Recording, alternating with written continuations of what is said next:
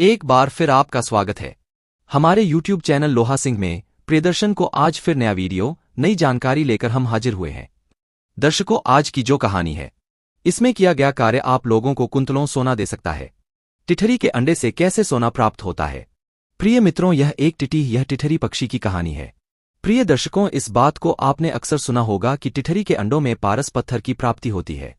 टिठरी पक्षी के अंडों में पारस पत्थर मिलता है जो कि लोहे को स्वर्ण बना देता है, यानी सोना बना देता है।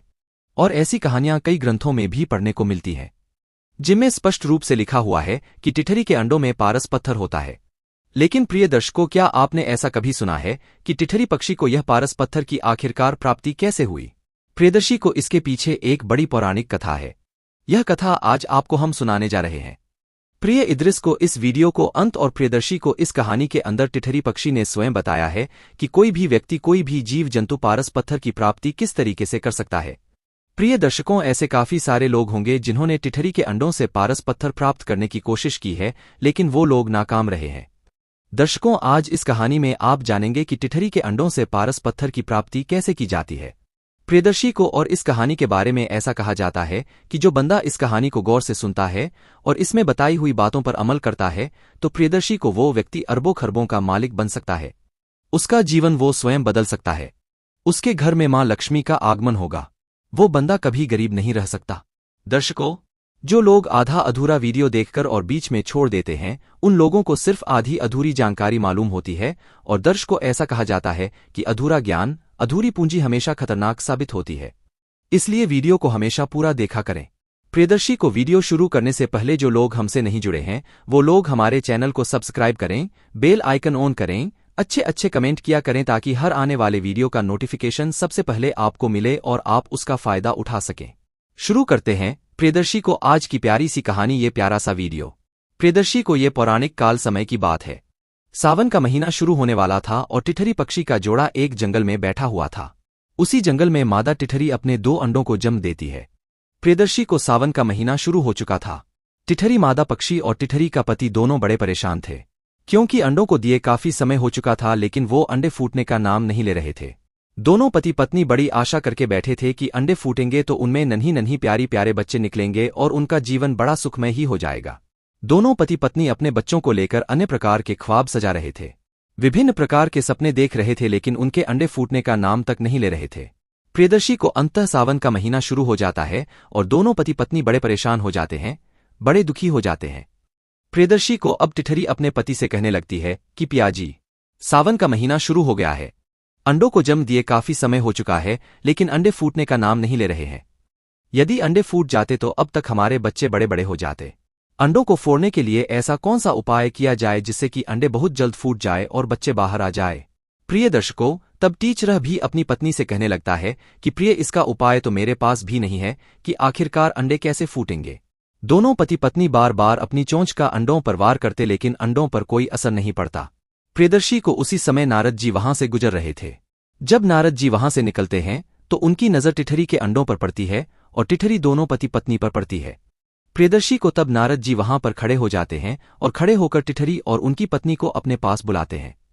जब टिठरी और टिठरी की पत्नी दोनों नारद जी के पास जाते हैं, सबसे पहले उनको प्रणाम करते हैं और प्रणाम करने के बाद अपनी व्यथा सुनाने लग जाते हैं। नारद जी से कहने लगते हैं कि हे मुनिवर, हमारे अंडों को जन्म दिया बहुत समय हो चुका है, लेकिन अभी तक अंडे फूटने का नाम नहीं ले रहे हैं। यदि कोई तरीका हो तो आप हमें जरूर बताएं। यदि हमारे अंडे अब तक फूट चुके होते तो हमारे बच्चे बहुत बड़े बड़े हो जाते। प्रिय इद्रिस को टिठरी पक्षी और उसके पति की इतनी बात सुनने के बाद अब नारद जी भी बड़े आश्चर्यचकित हो जाते हैं और सोचने लगते हैं कि आखिरकार टिठरी के अंडे क्यों नहीं फूट रहे हैं, ऐसा कौन सा कारण हो सकता है।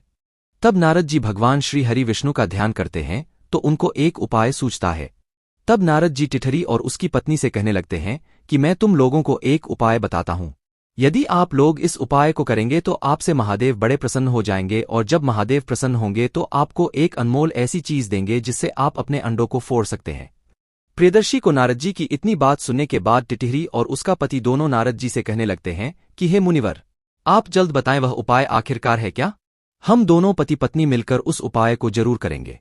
प्रियदर्शी को उसके बाद नारद जी आसन लगाकर बैठ जाते हैं और टिठरी दोनों पति पत्नी उसके सामने बैठ जाते हैं और नारद जी उपाय बताने लग जाते हैं। नारद जी कहते हैं कि सावन का महीना शुरू हो चुका है और तुम दोनों पति पत्नी हरि के द्वार जाओ, यानी कि हरिद्वार जाओ, और हरिद्वार जाकर पूरे तनमन से देवाधिदेव महादेव की कांवड़ लेकर आओ और महादेव को पूरे तन मन से कांवड़ अर्पित करो। पूरी श्रद्धा से, पूरे तनमन से यदि आप लोग इस कार्य को करेंगे तो महादेव आपसे जरूर प्रसन्न हो जाएंगे। प्रिय दृश्य को नारद जी और कहते हैं कि हे टिठरी पक्षी, इसके अलावा दूसरा कोई उपाय नहीं है। इतना कहकर नारद जी वहां से चले जाते हैं। अब टिठरी अपनी पत्नी से कहने लगता है कि हे प्रिय, अब हमें हरि के द्वार जाना चाहिए, यानी कि हरिद्वार जाना चाहिए और वहां से देवाधिदेव महादेव के लिए कांवड़ लेकर के आनी चाहिए और महादेव को अर्पित करनी चाहिए। प्रियदर्शी को तब टिठरी पक्षी अपने पति से कहने लगती है कि पियाजी, हरि के द्वार यानी हरिद्वार तो हम जाएंगे, कांवड़ भी लेके आएंगे, लेकिन इससे पहले हम अपने अंडों का कुछ इंतजाम करें ताकि कोई अन्य जीव हमारे अंडों को नुकसान न पहुंचा सके। तो प्रिय इद्रिस को अब टिठरी पक्षी अपनी पत्नी से कहने लगता है कि प्रिय, हमारे अंडों को यदि कोई जीव जंतु नुकसान पहुंचाता है तो पहुंचाने दे। आज से, अभी से और इसी वक्त से हम महादेव के भरोसे अपने अंडों को छोड़ेंगे, अपने बच्चों को छोड़ेंगे। आज से और इसी समय से, इसी वक्त से हम किसी वृक्ष पर नहीं बैठेंगे, हम किसी पेड़ पौधों पर अपने अंडों को नहीं रखेंगे, हम सिर्फ और सिर्फ जमीन पर रहेंगे और जमीन पर ही अपने अंडों को रखेंगे। प्रियदर्शी को दोनों पति पत्नी जल हाथ में लेकर ऐसा संकल्प करते हैं कि आज के बाद हम किसी वृक्ष पर नहीं बैठेंगे, किसी पेड़ पौधे पर नहीं बैठेंगे और नहीं अपने अंडों को किसी वृक्ष पर रखेंगे। हम सिर्फ और सिर्फ जमीन पर ही रहेंगे और जमीन पर ही अपने अंडों को रखेंगे।